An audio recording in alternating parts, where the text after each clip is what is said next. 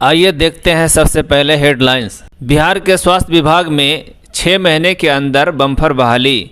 AACCC ने all India level पर Ayush PG की काउंसलिंग की शेड्यूल जारी कर दी।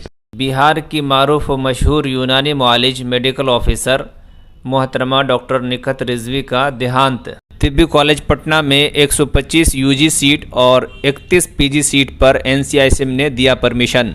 एसोसिएशन ऑफ यूनानी फिजिशियन बिहार ने यूथ विंग का प्रेसिडेंट और सेक्रेटरी चुनने का किया फैसला।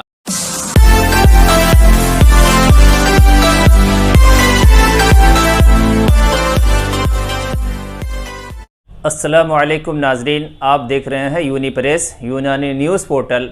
मैं डॉक्टर मोहम्मद जाहिद इकबाल आप लोगों के सामने यूनानी से मुताल्लिक़ खबरों को लेकर फिर से हाजिर हुआ हूँ।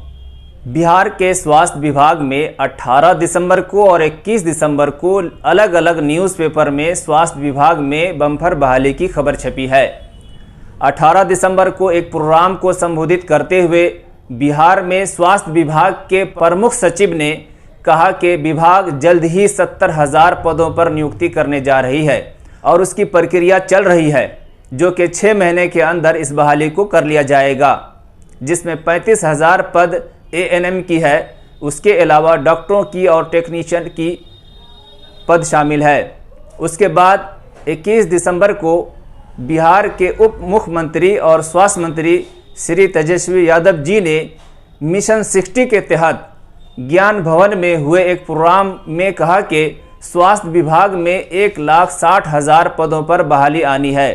स्वास्थ्य मंत्री का कहना था कि इसमें चिकित्सक, नर्स, लैब टेक्नीशियन सहित और पदों पर भी बहाली निकाली जाएगी।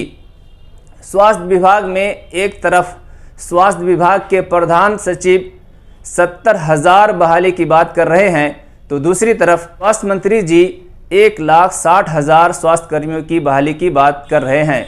ऐसे में उम्मीद लगाई जा सकती है कि बिहार में जल्द ही स्वास्थ्य विभाग में अलग अलग पदों पर बम्पर बहाली निकाली जाएगी।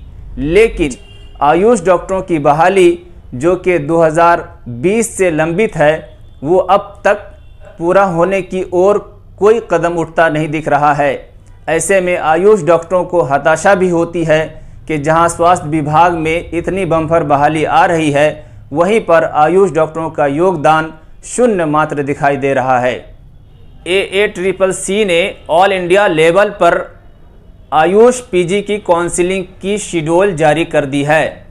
पहले राउंड की काउंसलिंग के लिए 5 जनवरी से रजिस्ट्रेशन शुरू होगा, जो कि 15 जनवरी तक चलेगा, जिसके बाद चॉइस फिलिंग भी 15 जनवरी तक कर सकते हैं। सीट अलॉटमेंट की प्रोसेसिंग 16 जनवरी से 17 जनवरी तक होगी, जिसका रिजल्ट 18 जनवरी को पब्लिश होगा और 19 से लेकर 25 जनवरी तक इंस्टीट्यूट में रिपोर्ट करना होगा।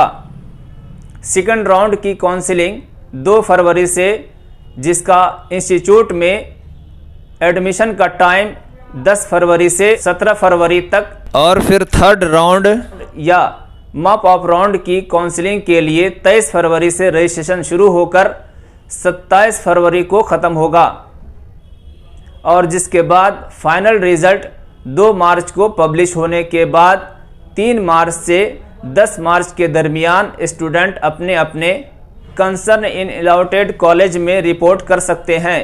उसके बाद स्ट्रे वैकेंसी राउंड आएगा, जो कि 13 मार्च से। उसके बाद वैकेंट सीट का पब्लिश 13 मार्च को किया जाएगा। फिर चॉइस फिलिंग 14 मार्च से 15 मार्च होगा, जिसका सीट अलॉटमेंट 16 से 17 मार्च किया जाएगा, जिसका रिजल्ट का पब्लिकेशन 18 मार्च को और फाइनल रिपोर्टिंग टाइम 18 से 23 मार्च रहेगा। 5 जनवरी से स्टार्ट होने वाली काउंसलिंग 23 मार्च को जाकर ख़त्म होगी। बढ़ते हैं एक दुखद खबर की तरफ।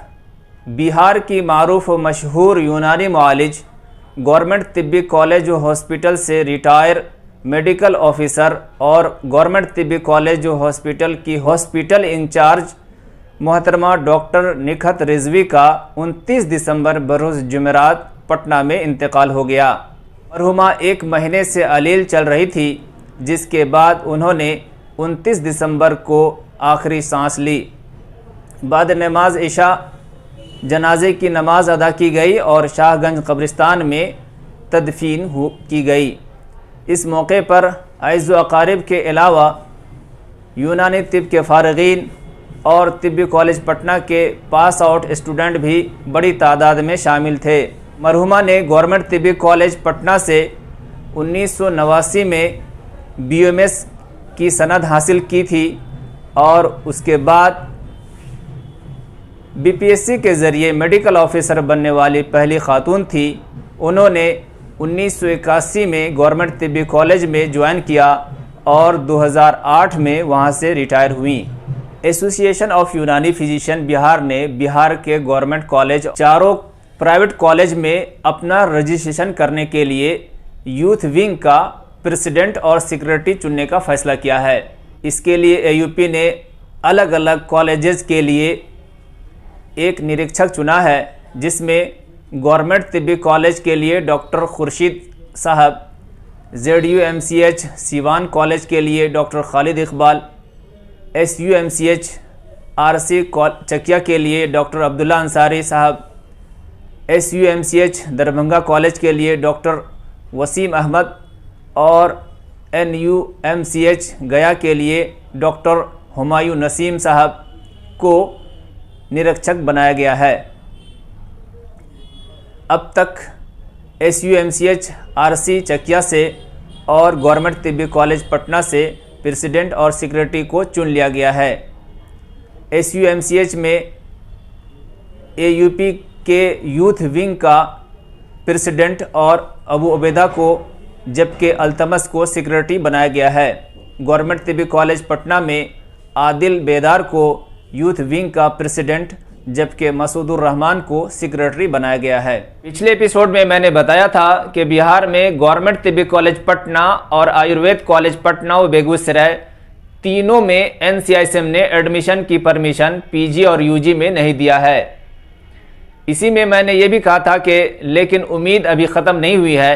दिसंबर के आखिर में बिहार सरकार अगर NCISM को कमिटमेंट करके लेटर दे देती है कि जो कमियां हैं उसे पूरी कर लेंगे, तो ऐसे में NCISM फिर से विचार कर सकती है। आखिरकार सरकार के एफिडेविट के बिहाफ में NCISM ने आयुर्वेद कॉलेज बेगूसराय, आयुर्वेद कॉलेज पटना और गवर्नमेंट तिब्बी कॉलेज पटना को UG और PG के लिए परमिशन दे दी है। गवर्नमेंट तिब्बी कॉलेज पटना के लिए खुशी की खबर है और ख़ासकर उन स्टूडेंट के लिए जो PG एंट्रेंस देकर इस आस में बैठे हैं कि अगर गवर्नमेंट तिब्बी कॉलेज पटना में एडमिशन का परमिशन आएगा तो उनका दाखिला हो जाएगा।